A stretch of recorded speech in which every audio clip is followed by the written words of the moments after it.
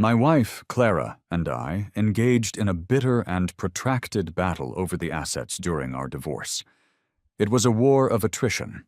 I orchestrated a campaign to tarnish the reputation of her new romantic interest, and in what felt like retaliation, she had someone arrange for my sister's leg to be broken. The relentless online vitriol eventually took its toll on her companion, who reportedly fell into a deep depression, and that was the final straw for Clara. She conceded, relinquishing the vast majority of our shared fortune and walking away with almost nothing to her name. On the day we finalized the proceedings at the courthouse, she looked at me with a calm, unreadable expression and posed a question. "Alex, is money truly so important that it justifies all of this?" I responded with a sneer, the words tasting like acid.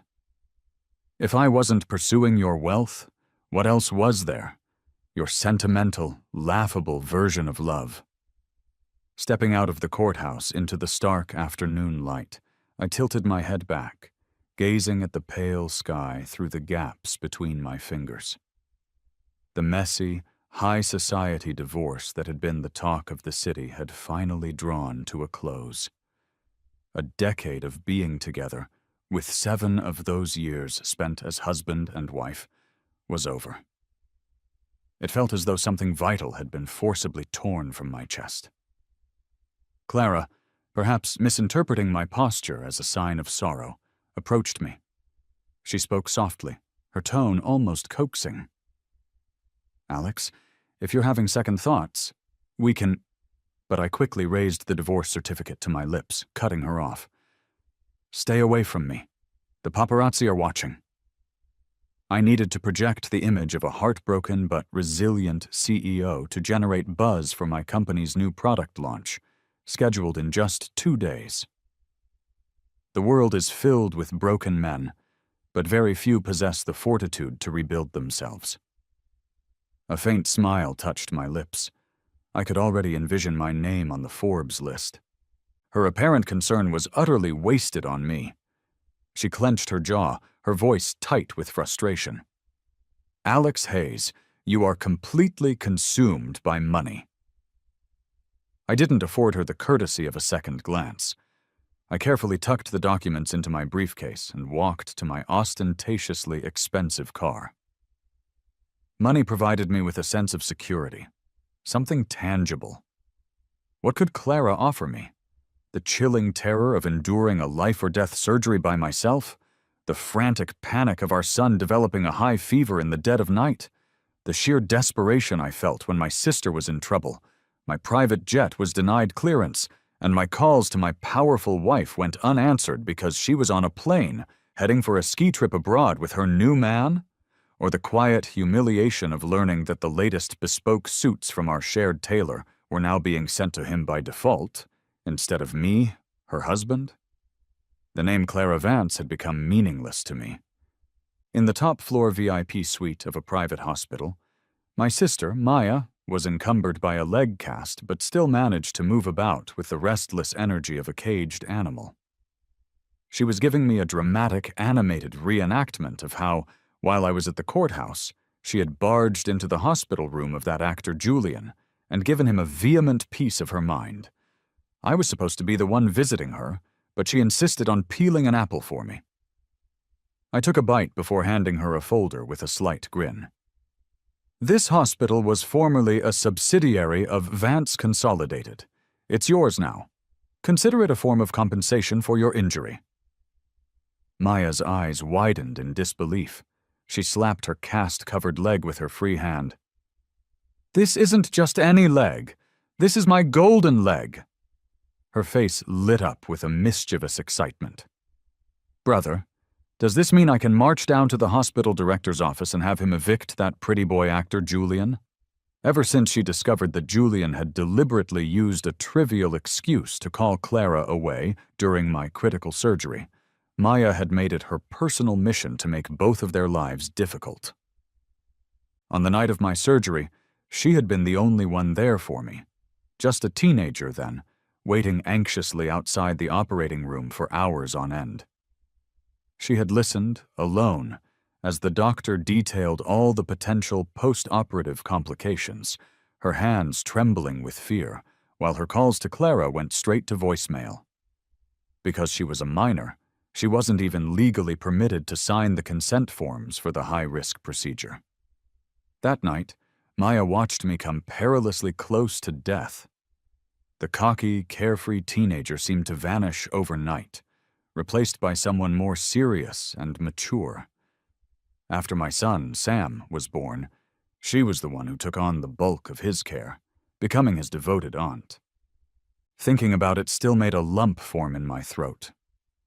When my parents died, and Maya, my father's illegitimate daughter, was brought to me, I was an emotional wreck. I was only 15, and having so suddenly lost my parents, I was desperate for a family connection. I had managed to hold back my tears throughout the funeral, but when they placed the 3-year-old Maya into my arms, I hugged her small, fragile body and finally broke down completely. Over the years, she had been an incredible source of strength for me. When I married Clara, Maya moved into the Vance family estate with me, luggage and all, declaring that wherever I went, she would follow. When my marriage began to crumble, she stayed up all night with me, her voice growing hoarse by morning as she implored me to fight for full custody of our son. "Brother," she had said, "it's too lonely with just the two of us in this world. If we had one more person, it would be so much better. Now, my son is also 3. He shows little interest in his mother, is only moderately interested in playing with me, and is completely devoted to his aunt." Thinking of this, I made a promise to Maya. "Maya, trust me. I will make Clara pay tenfold for what was done to you." Maya rubbed her nose, a flicker of guilt in her eyes. Just as she was about to say something, a soft knock came from the door. My executive assistant, Daniel, walked in. "Mr. Hayes, Miss Vance requests that Miss Hayes come downstairs to offer an apology to Mr. Croft." Maya immediately bristled, like an agitated cat. "Apologize? To that actor? Has my former sister-in-law lost her mind?" I cleared my throat pointedly. Maya quickly corrected herself. "Right, ex-sister-in-law." Daniel calmly provided the context. After Miss Hayes left his room this morning, Mr. Croft was rushed to the emergency room. I recalled her mentioning she'd arranged for someone to toss a snake onto Julian's bed. This was becoming a complication. I wondered if Clara had already checked the security cameras and secured the footage. Maya flopped back onto the bed, displaying a complete lack of concern. "Worst case, she can have my other leg broken," she said with an air of theatrical resignation. "I'll be fully recovered in 3 months anyway." I didn't allow Maya to go downstairs. I went in her place. The VIP suite on the top floor of this hospital had originally been reserved for Julian.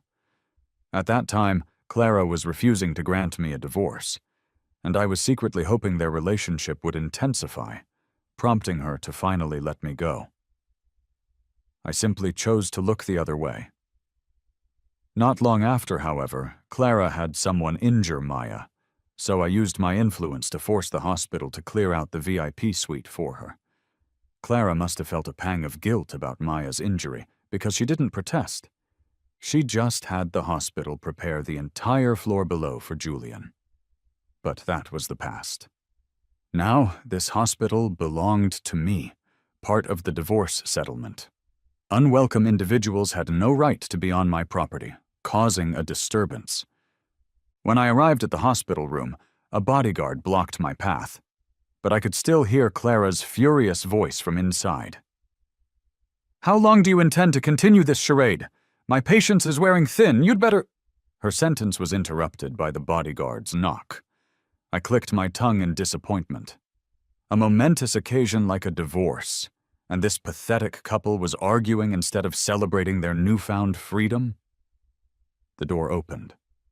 When Clara saw me standing there, a flash of panic crossed her features before she quickly composed herself into her usual cool demeanor.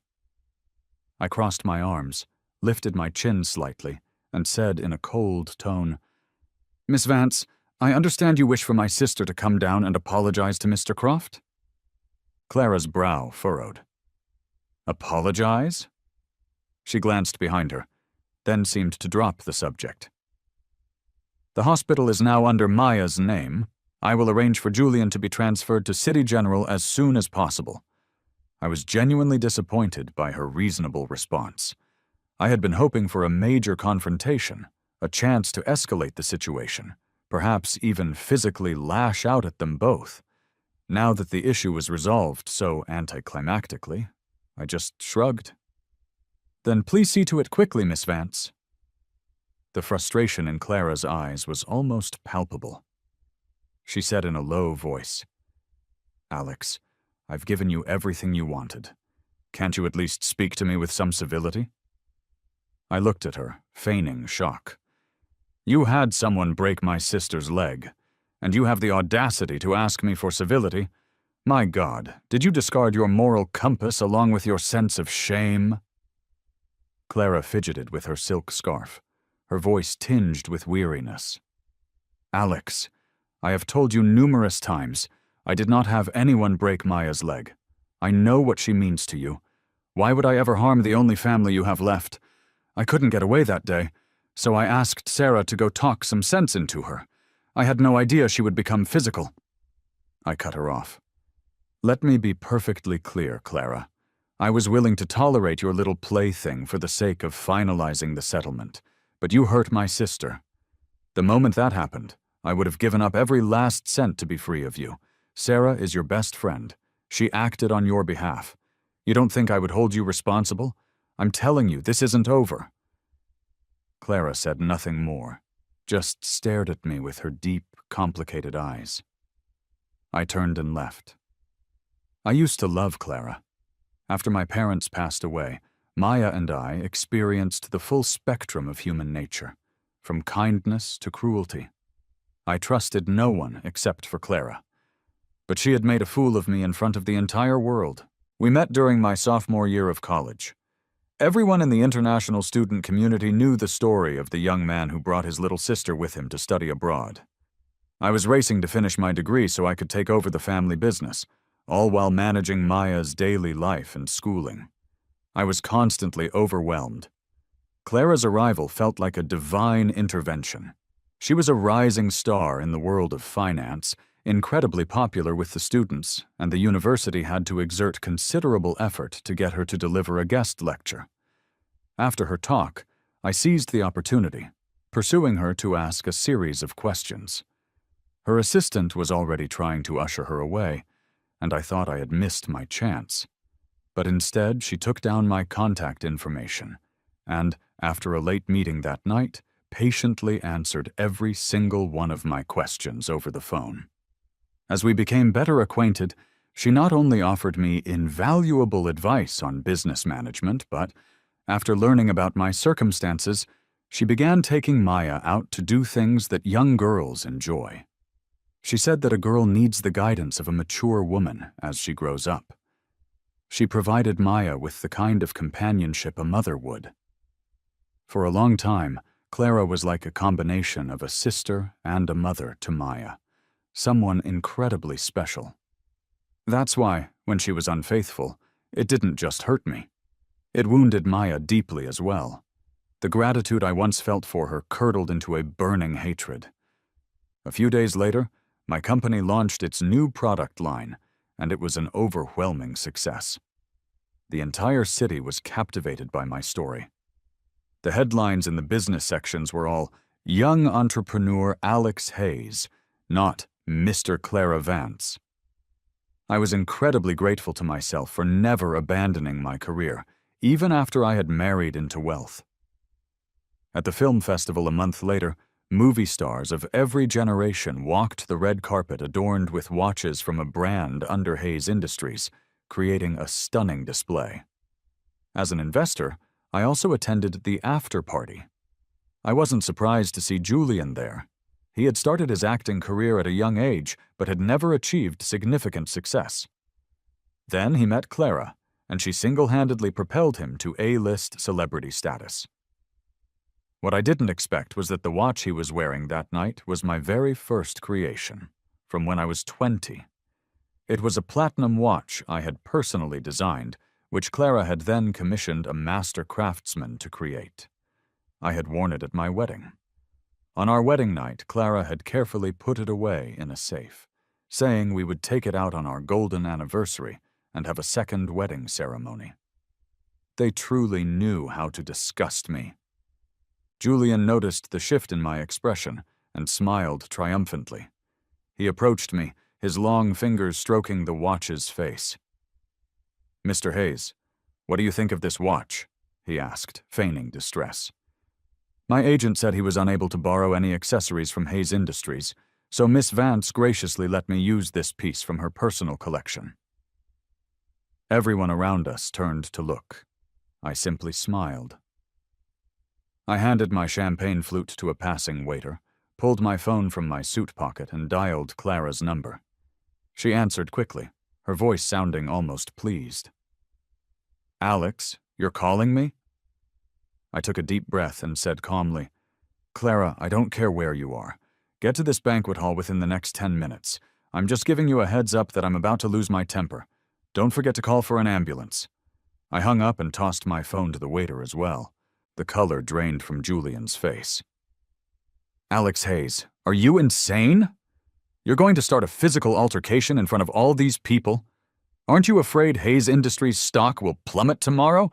I slapped him across the face, silencing him. "I genuinely don't understand it. A powerless, thoughtless actor like you sees an industry titan like me, and your first instinct isn't to retreat? You just have to keep provoking me, don't you?" Julian stumbled and fell to the floor. The hall went completely silent. I rolled my wrist, grabbed him by the collar, and hauled him back to his feet, slapping him again. A drop in stock price? Trust me, after tonight's story, ex-husband's epic showdown with vicious paramour, the entire internet will be singing my praises. I only tolerated your existence to help expedite my divorce. Now that I'm free of that wretched woman, Clara, do you really think you mean anything to me?" He was trembling, covering his face, afraid I would strike him again. But the look in his eyes was filled with hatred, and for a moment I thought he might have some trick up his sleeve. In the end, however, he said nothing. I scoffed, squatting down beside him. I gently removed the watch from his wrist and patted his cheek. "The trash that Alex Hayes discards can only be disposed of by me. You've sullied my belongings. Tell Clara I'm adding this to her debt." Just as I finished speaking, the doors to the hall burst open, and Clara rushed in. She glanced at me, then went directly to Julian's side and helped him up. "If you've had your fun, go home," she scolded him in a low voice. Julian's face was a mess of tears. Any other time, Clara would have already been berating me. But this time, she ignored Julian and stared straight at the watch in my hand. Seeing that she seemed to understand what had provoked me, I gave a cold laugh. "All right, isn't he supposed to be suffering from depression? You should take him to the hospital." I retrieved my phone from the waiter, exchanged a few pleasantries with some acquaintances, and left. Clara chased after me as I was getting into my car. She grabbed my wrist, her voice frantic. "Alex, I didn't know." This was the first time since Julian had entered our lives that she had abandoned her little lover to explain herself to me first. How utterly pathetic. I pulled my hand away. "It doesn't matter anymore," I said indifferently. "I was going to have this thing destroyed anyway." Clara's face went pale. "Alex, believe me, I truly didn't know. You already gave me the watch, so it's mine. Please, let me handle it." I gave her an emotionless look. "You always kept this watch in your personal safe," I said sarcastically. "Tell me, Clara, who could possibly open your safe without your knowledge?" She pressed her lips together, unable to answer. I opened the car door and slid inside. As the car slowly pulled out of the parking lot, I saw in the rearview mirror that Clara was still standing there. She actually looked devastated. I shook my head and asked my assistant, Daniel, who was in the front seat. You know, when I was in the hospital after that major surgery, she didn't even look this upset when she finally showed up the next day. Why does she look like her world is ending over a watch? Daniel, calm as ever, pushed up his glasses. Mr. Hayes, perhaps Miss Vance feels that if you destroy this watch, with its special meaning, there will truly be no chance for the two of you to reconcile. I shuddered. Daniel, I advised kindly, you need to read fewer romance novels. That stuff will rot your brain. I gave the watch to Daniel with instructions to have it destroyed. The next morning, I had our legal team send a letter to Vance Consolidated. Mr. Julian Croft had stolen my watch the previous night. I was demanding $50 million from the CEO of Vance Consolidated as compensation for emotional distress. Our head of legal was baffled. The story had made headlines late last night, and didn't the reports clearly state that the watch belonged to Miss Vance? He probably didn't think we had much of a chance of getting the money. But he didn't ask questions. He just did as he was told. To everyone's surprise, less than 2 hours after the letter was sent, $50 million was wired to my personal account. I sneered inwardly. 3 years ago, Hayes Industries had a severe cash flow crisis. I went to Clara for help. She had initially agreed to invest, but after a meeting with Julian, she backed out.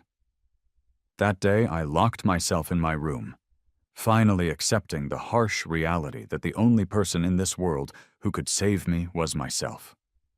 That night, I went back to the old Hayes family estate, gathered the antiques my father had collected, and went to an old family friend for a loan. I was completely alone back then. But now, for Julian's sake, Clara was certainly quick to produce the funds. I called Daniel into my office. Give me an assessment. If I decide to blacklist Julian and go head-to-head with Vance Consolidated, what are my chances? Daniel adjusted his glasses. Mr. Hayes, although Miss Vance transferred a majority of her assets to you, she is still highly respected in the industry. The divorce has had little impact on her reputation, status, network, or resources. Against an ordinary person like Mr. Croft, you hold all the power. But against Miss Vance, you're still at a disadvantage. It wasn't easy to get Hayes Industries where it is today. I would advise you to be patient for now. I waved my hand, dismissing him. Just as he reached the door, I spoke again. Leak the evidence that Julian forged his psychiatric diagnosis report. That contemptible actor, pretending to have depression. When did the standard for a depression diagnosis become so low? If I hadn't needed it to finalize the divorce smoothly, I would have exposed him long ago and let them tear each other apart. A week later, I received an invitation from the Booth family of Northwood. Mrs. Booth was turning 60, and the family was inviting the city's elite to celebrate. I smiled. After Sarah attacked Maya, Clara must have been worried I would retaliate, because she sent her out of the city that very night. My people searched everywhere she might have gone, but found no trace of her. But now, with her mother's birthday, she was bound to make an appearance. I waved Daniel over. Go find me a baseball bat, one exactly like the one Sarah used on Maya. No gift wrapping. I'm going to deliver it to her personally. A rare flicker of confusion crossed Daniel's usually stoic face. Mr. Hayes, what are you planning to do? He advised cautiously. Sir, my salary only covers my duties as an assistant. Accessory to a crime costs extra. Besides, that bat was a limited edition, signed by a famous player. Even with a broken leg, Miss Hayes was careful to treasure it. I stared at him, my face blank. He immediately put on a professional smile. Of course, Mr. Hayes. Leave it to me. On the day of the Booth family's banquet, I arrived in a bespoke suit, outshining every other guest, another free advertisement for my own designer brand. I didn't expect to run into Clara at the entrance. In the twilight, She was a graceful figure in a handmade rose-colored gown, exuding a captivating, mature charm. At least she didn't bring her actor companion today. She probably knew he wouldn't be presentable at an event of this caliber. I couldn't be bothered with her and walked straight into the main house. Because I was planning to cause a scene later, my birthday gift for Mrs. Booth was especially lavish. So lavish, in fact, that even Clara, who presented her gift after me, looked surprised. Mrs. Booth beamed, taking my hand and inviting both me and Clara to open the dancing. "I'm getting old," she said lovingly. "I just love watching you beautiful young people dance." I was about to refuse, but then I remembered that I was planning to break this kind old woman's daughter's leg later. I might as well let her be happy for a little while. When the music started, Clara and I took our places in the center of the dance floor. Every step, every turn was so perfectly synchronized it was irritating. I was born into wealth, learning calligraphy at 3 and piano at 4. But I could never dance. Before my college graduation, it was Clara who took the time to teach me for the graduation ball. She even converted a spare room in her house into a dance studio for the purpose. That day was also Maya's birthday, so I left after learning for a bit. Halfway home, I realized I had forgotten Maya's gift and rushed back to Clara's house. The villa was dark, but on the second floor, in the dance studio, Clara was dancing a tango all by herself. She was completely absorbed, every movement radiating an intense, dangerous energy. It was sexy and passionate, yet full of aggression. It struck me then that this was her true self. If my feelings for her before had been more about respect and admiration, that was the moment I fell in love with her. That's why, later, when she stood by Julian time and time again, I always told myself she must have her reasons. I forgave her too many times, until all my love was worn away. As the dance ended, Clara spun me out of the crowd and away from the ballroom. The moment we were outside, I yanked my hand away. "I'm in a foul mood. I suggest you don't provoke me right now." She grabbed my arm again, pulling me to a secluded corner of the garden. With no one around, Clara's voice was tight with restraint. "Alex, can you please just—" I cut her off immediately. "No. Clara, whatever you're about to ask, don't. Just save it. I will never again agree to anything you want." I composed myself and turned back, only to see her head slightly bowed, a storm of pain in her eyes. It was as if some hidden emotion was about to crush her. I let out a breath and said calmly, "Miss Vance, no one gets away with crossing Alex Hayes. That's right. I was the one who leaked that Julian was faking his depression. You're his backer, so of course you can protect him. But I'm not that helpless little boy I used to be. Alex Hayes is my own greatest backer, so put a leash on your dog and don't let him get in my face again." Clara's hands, hanging at her sides, clenched into fists. She rarely showed her emotions so openly. If we really got into a fight, I wasn't sure I could win. I was about to leave when she spoke in a low voice. "Did you think I came to see you because of Julian? Alex, if I told you that you've always been the only one in my heart, would you believe me?" I rolled my eyes. "Miss Vance, are you trying to make me die of laughter so you can get the money back? Do you have any idea how much blood I lost on that operating table? Do you even know what acute sepsis is? Do you know how scared I was when Maya got into trouble in East City? Do you know what kind of slow, agonizing torture it was for me to watch you stand by your lover time and time again, crushing my hope? I couldn't take it anymore. I slapped her hard across the face. I hit her so hard my own palm went numb. Can you just give me the old Clara back? If you don't love me, then don't love me. Why did you have to use someone else to torment me?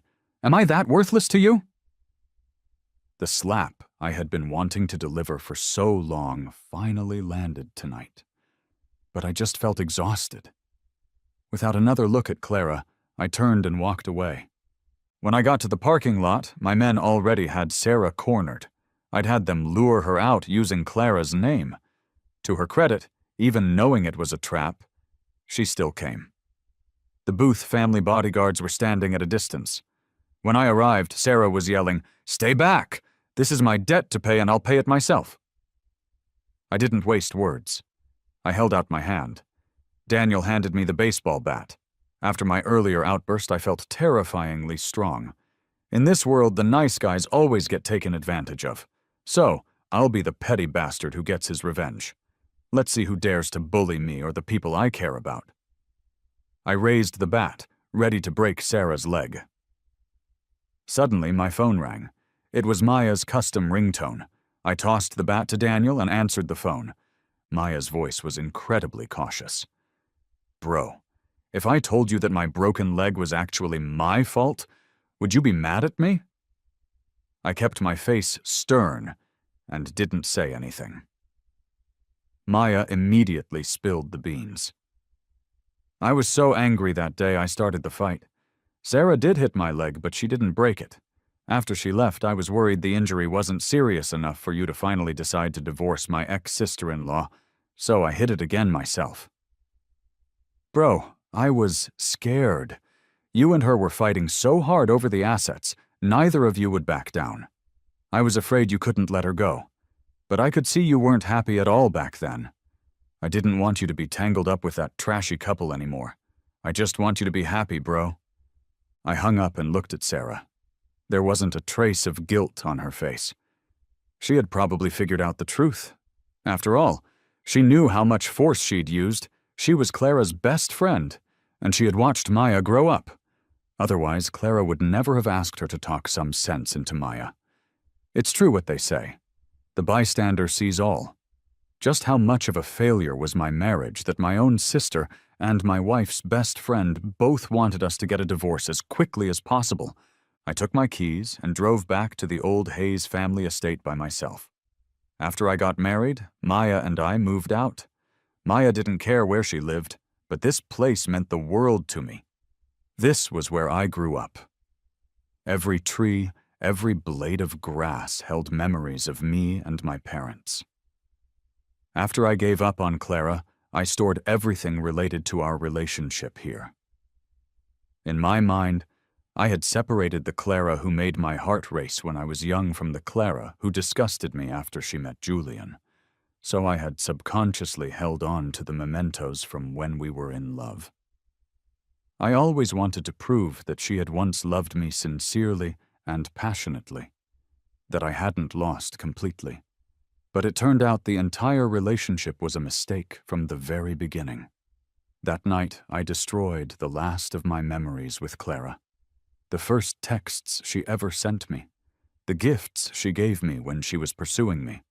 The time Maya was bullied at school and Clara got into a fight for the first time in front of me. I had secretly saved the security footage. Expired passports filled with stamps from all the countries we had traveled to together. The guest signature board from our wedding. Every little thing. It should have all been erased long ago. The next day, the official Hayes Industries account posted on X. Hayes Industries CEO Alex Hayes and Miss Clara Vance have divorced amicably. All legal proceedings have been completed without dispute. Mr. Hayes will no longer be answering any questions regarding Miss Vance in any public forum. I gave Daniel my instructions. All businesses under Hayes Industries are to scale back cooperation with Vance Consolidated. Sell my shares in Vance Consolidated. Give Clara the first right of refusal. And from now on, if Clara wants to see our son, Maya will go with them. I won't be present. Don't forward any of her calls to me. A flicker of surprise crossed Daniel's usually unflappable face. Mr. Hayes, Vance Consolidated is growing rapidly. Isn't selling the shares now a bit of a loss? I kept my eyes on the document in my hand. It is a bit of a loss. In that case, we'll cancel your bonus this month, Daniel. That should help cover it. Daniel left with a look of utter despair. I worked late that night. When I got down to the parking garage, I saw a top-of-the-line supercar parked next to my luxury sedan. Daniel looked nervous. "Mr. Hayes, I told security not to let Miss Vance's car in, but she drove a different car today. This one wasn't registered." I shot him a glare. Clara got out of the supercar. She was wearing a sharp pantsuit, a weary look on her face. "Alex, we need to talk." I glanced at my watch. 5 minutes, I said flatly. "We can talk right here." She opened her car door. "It's important. Let's at least talk in the car." I didn't move, just waited. Clara looked at Daniel. Daniel didn't move either. She finally sighed and spoke. "Daniel, if a word of what I'm about to say gets out, the market value of Hayes Industries will drop by at least $5 billion tomorrow. So right now, go stand by the elevator and make sure no one comes over." Daniel glanced at me. I nodded. He turned and walked away. Clara came to my side, took a deep breath, and said tiredly, "Alex, Julian is your brother. Your full-blooded brother." Seeing no reaction on my face, she knew I didn't believe her. She stepped closer and whispered, "Shortly after we got married, your father's lawyer found me and gave me the will he had prepared. Your father didn't just have Maya. Julian was his illegitimate son, raised abroad. His mother was the true love of your father's life. Your mother and Maya's mother, they were both just substitutes for her. Your father wrote his will when he was 40. If anything happened to him, you would take over Hayes Industries. But when you turned 25, you were to hand the company over to Julian. The reason I put up with Julian was because I made a deal with him. I would give him wealth and resources equivalent to Hayes Industries, satisfy his demands, and in return, he would take this secret to his grave." I stared at her in shock. I couldn't accept it. The father who had doted on me my whole life had only ever seen me as a tool. The love between my parents was all a lie, and the woman I shared my bed with had hidden it all from me, claiming it was for my own good. All my years of grief, pain, and longing felt like a sick joke. Julian. Even his name showed that he was born with his parents' love and hope. I grabbed the front of Clara's jacket, my voice shaking. "If you were going to hide it, why not hide it from me forever? If you made a deal, why did you have to tell me?" She closed her eyes, her voice filled with pain. "Because I knew you were cutting me off for good. Alex, I know what your parents mean to you. They died when you were at your happiest. And Hayes Industries is the last thing they left you. I wanted to protect that last sacred piece of your heart. But I love you, Alex. I had already secured all the documents from the will. I was about to send Julian to live abroad permanently. If you had just waited a little longer, I could have won you back. But you were giving up on me completely. Alex, if the price of keeping this secret was losing you forever, I'd rather reveal everything." She took my hand and pressed it against her abdomen. "Remember when you had your surgery, and I said I was on a business trip? When I found out how serious it was, I was so devastated I stabbed myself. I was in a coma in the hospital that whole time." I pushed her away, stumbling back as if I'd been burned. Clara looked at me steadily and continued, "That time Hayes Industries needed an infusion of cash. I did promise Julian I wouldn't help you, but I traded that plot of land on the west side for your father's old friend, Mr. Peterson, to help you instead. Alex, did you really think that after your father died, those old corporate sharks would still care about old friendships? And when Maya got into trouble in East City, I didn't take Julian abroad to go skiing. I took him to destroy the backup copies of the video recording of your father signing that will—" The repressed agony in her eyes was like a knife plunging into my chest. I couldn't listen anymore. I felt weak and started walking towards my car. But after just 2 steps, everything went black, and I collapsed. I woke up in the middle of the night, in my own bed. Maya was sitting by my side, her eyes swollen like walnuts. When she saw I was awake, she started wailing like a tea kettle. "Alex, even though me and that actor Julian are both illegitimate, I'm one of the good ones. I'll always be on your side, so please don't hate me." My head was throbbing. I lifted my hand, and she immediately leaned down, rubbing her head against my palm like a cat. "Don't worry, bro. That Julian guy won't get anywhere. You've been running Hayes Industries for years. It's not like one little will from Dad can just hand it over to someone else. If he wants to fight for the inheritance, then I will too. We're both illegitimate. Who does he think he is? I'll fight for all of it and give it all to you." I didn't know whether to laugh or cry.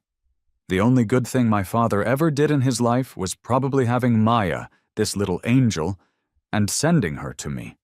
Seeing me smile, Maya asked in a small voice, "So, are you going to forgive my ex-sister-in-law?"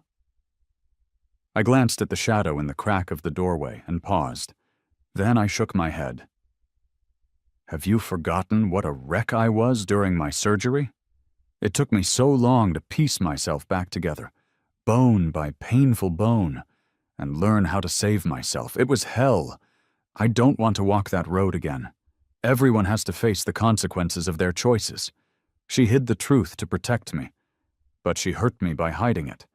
No matter what her reasons were, my pain and my breakdown were real. I cannot blame her. I can even be grateful. But I can't trust her again."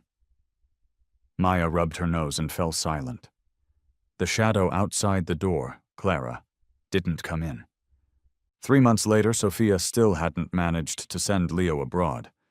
However, I gathered evidence of his tax evasion and sent him to prison first. Like I said, no one gets away with crossing Alex Hayes. Julian had used his leverage over Clara to provoke me again and again, both during and after my marriage. He should have been prepared to face my revenge. This time, Clara didn't help him pay off his tax debt, nor did she bail him out. During this period, she seemed to have completely checked out of her responsibilities. Everyone was waiting for her to make back the fortune she'd given me tenfold. What they got instead was a hands-on mom who took her son on trips everywhere, and a clueless benefactor who kept throwing projects at Hayes Industries. Another 6 months passed, and Maya couldn't take it anymore. She came to me to complain. "My ex-sister-in-law has seriously lost it. My club at school was organizing a team-building trip, and somehow she found out and sponsored us for $1 million. And when I was in a dance competition, she actually showed up to cheer me on. Bro, do you get it? She's the CEO of Vance Consolidated, a legend in the financial world. And she was sitting in the front row smiling and chanting, 'Go Maya, you're #1,' with all the guys from my class. I wanted to die of embarrassment right there." I pictured the scene and laughed so hard my face mask cracked. I knew what she was doing. She was trying to win over everyone in my life. She even gave Daniel a supercar for his wedding. Now, whenever Daniel mentions Miss Vance, his eyes hold a look of unspoken longing. I'm kind of starting to ship them. That night, as I lay in bed, Clara messaged me again from a new number. I'd lost count of how many numbers I'd blocked. This time, however, she didn't just say good night. She wrote, "Alex, one day I will have atoned for all my mistakes. I hope you can wait for me where you are. The day I can finally face you with my head held high, I will run to you with everything I have." I stared at the ambient lighting on the ceiling and blocked her new number. Perhaps all endings are written long before they arrive. Alex Hayes was never anyone's first choice. But Alex Hayes will love himself. From now on, I will live only for myself.